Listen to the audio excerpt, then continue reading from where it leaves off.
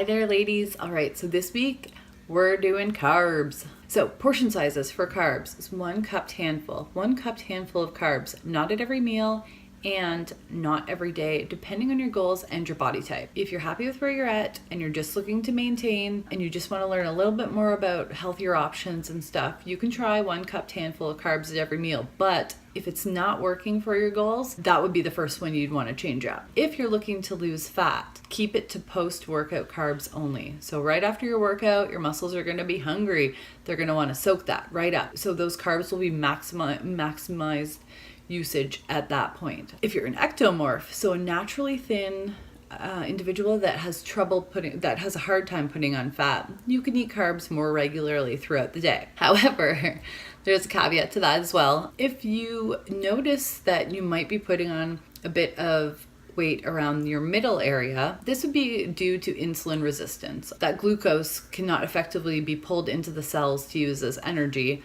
because of a chronically elevated insulin levels, and that's due to a constant barrage of sugar coming at your system, and it's all of a sudden like, no, not anymore, and you start to doesn't pull the glucose out, goes in the cells, you just start to store it as fat. All right, so that would be insulin resistance, and this is something that you're going to want to combat by lowering your carbs. Like, take the carbs out for about a month, reset your system, and then reintroduce the carbs again, healthier carbs this time, and your insulin response will be off to a better start on that one. Let's go over simple carbs and complex carbs. All right, your simple carbs are your simple sugars. Pretty much everything you're going to find in your pantry, your kids' pantry side at least. All the snack foods, cereals, bars, chips, crackers, stuff like that. All simple carbs. There's very little nutritional value to them. They go right through you. They keep you craving more. You're hungry right away. Just not good for you in general. Complex carbs, on the other hand, they have fiber. They have nutrition to them.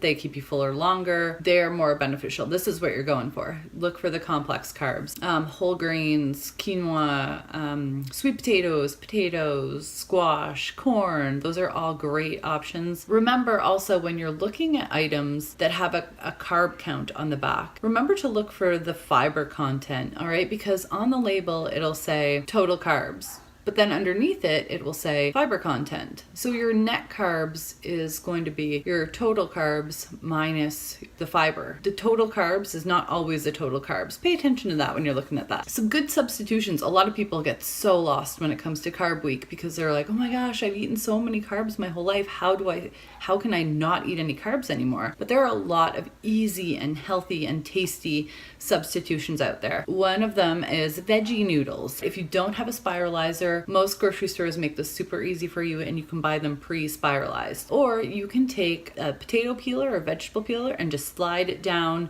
like a zucchini, and then you'll get the thicker, longer noodles. But like I said, you can often buy them in the fresh section or the frozen section of every grocery store now. It's pretty easy. Same thing with riced cauliflower. You can buy that pre-done. You don't have to do it yourself. And cauliflower rice is cauliflower in general will become your best friend throughout this. Cauliflower rice can be used in stir fries and everything rice that you would want. It's an easy replacement. Mashed cauliflower is a great replacement for mashed potatoes. Cauliflower crust pizza is another easy one too. There's so many recipes out there. Hop on Pinterest or whatever and find stuff that with ingredients that you have, make it as simple as possible. And with grilling season happening right now for a lot of us, hamburgers. We all want hamburgers, right? If you layer a few pieces of iceberg lettuce, put your hamburger, all the toppings, whatever you want, and then put a few more pieces of iceberg lettuce on top of that, you have a crisp, tasty lettuce bun, and you won't miss the carbs at all, I promise. And stuffed peppers is another one. You can put tuna, ground beef, you can put a bunch of things into stuffed peppers. Get creative with it. It's so much fun when you